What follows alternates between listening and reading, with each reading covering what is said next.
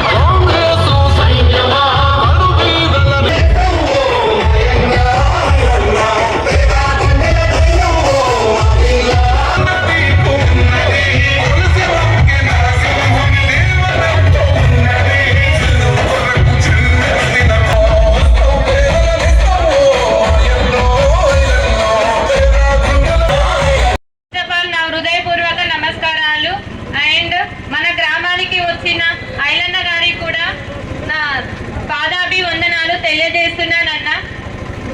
ఇంకొకటి, నర్సాపురం గ్రామ ప్రజలకు తెలియజేయనది ఏమనగా, ఈ రోజు నేను మీ అభ్యర్థిగా ముందుకొచ్చాను. ఎందుకు వచ్చాను? ఊరి కోసం సేవ చేయడానికే వచ్చానే తప్ప నేను ఎలాంటిది ఆశించకుండా వచ్చాను. అంతేకాకుండా ప్రజల యొక్క ప్రతి ఒక్క పరిస్థితి గుర్తుంచుకొని ప్రతి అందరికీ అండదండగా ఉంటానని నేను హృదయపూర్వకంగా చెప్తున్నాను. ఓకేనా? ఇప్పుడు నేను హృదయపూర్వకంగా చెప్పడమే కాకుండా ప్రతి ఒక్కరికి మీకు ఎలాంటి ప్రాబ్లం వచ్చినా ముందుండి ధైర్యంతో అన్నగారి దగ్గరికి తీసుకెళ్ళి మీ అందరి యొక్క ప్రాబ్లమ్స్ క్లియర్ చేశానని చెప్తూ అన్నగారి ముందే చెప్తున్నాను. ఇంకేమైనా ప్రాబ్లం ఉన్నా కానీ నాకు తెలిసి తెలియక చేసినా కానీ మీరు నా వద్దకు తీసుకురాగలరని కోరుచున్నాను. మళ్ళీ అన్నగారిని పిలిపించుకొని మన ఊర్లో మంచిగా సాగరంగా అభిమానించుకుందామనేసి ఒకసారి చెప్పుకుంటున్నామన్నా. ఓకేనా అన్న? ఇంకేమైనా సమస్యలు ఉంటే అన్నగారి ద్వారా క్లియర్ చేసుకుందాము. అట్లాంటిది మనం వచ్చిన తర్వాత ఫిల్టర్ సమస్య మొత్తం తీరిపోయింది. ఆ ఫిల్టర్ విషయంలో అన్న ఎమ్మెల్యే కాకముందుకు గూడెంలో ఫిల్టర్ హామీ ఇచ్చినాం. మనం ఆ ఫిల్టర్ని మన ఎమ్మెల్యే గారు ఇచ్చేసిండు. అదేవిధంగా రోడ్డు వెడల్పు కార్యక్రమంలో అవతలికి జనాలు దాటడానికి ఇబ్బంది అవుతుందంటే మళ్ళీ ఇంకో ఫిల్టర్ కూడా అవతల బజార్లో ఇచ్చేసిండు. అన్నగారికి చాలా ధన్యవాదాలు. ఇంకా చెప్పుకుంటూ పోతే మా ఇంటి కుటుంబం విషయంలో ఎప్పుడు వీళ్ళేనా సర్పంచ్ అభ్యర్థులు వీళ్ళేనా అనే ఒక టాక్ వస్తుంది. అది కాదు, అసలు ఆ టాకుని మర్చిపోండి. నాకు 30 సంవత్సరాల తర్వాత మా బాబు చేసిన సర్పంచ్ ధనం 30 సంవత్సరాల తర్వాత ఊరోళ్ళందరూ నాకు అప్పచెప్పారు.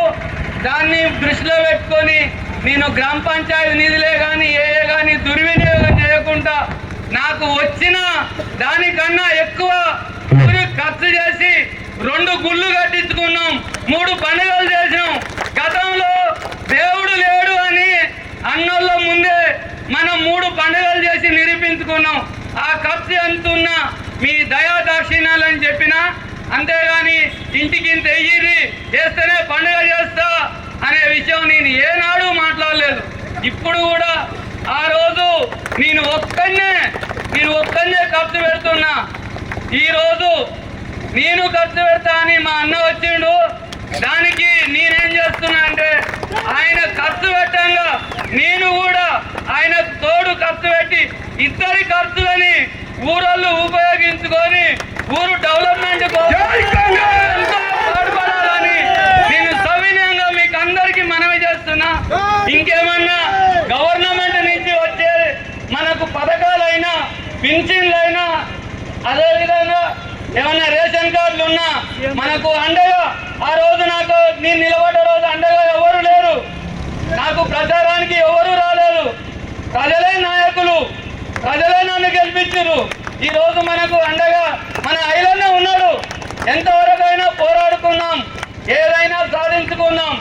నేను ఒక నాయకుడిగా సేవ చేయలేదు, ఒక సేవకుడిగా నర్సాపురానికి నేను సేవ చేసిన ఆ సేవని అందరూ గుర్తించి ఈరోజు మన కాంగ్రెస్ పార్టీ అభ్యర్థి ధనలక్ష్మి లింగస్వామిని అత్యధిక మెజార్టీతో గెలిపించి మన ఐలన్నకు బహుమతిగా తీసుకుపోయి అందజేయాలని మనస్ఫూర్తిగా కోరుకుంటున్నా.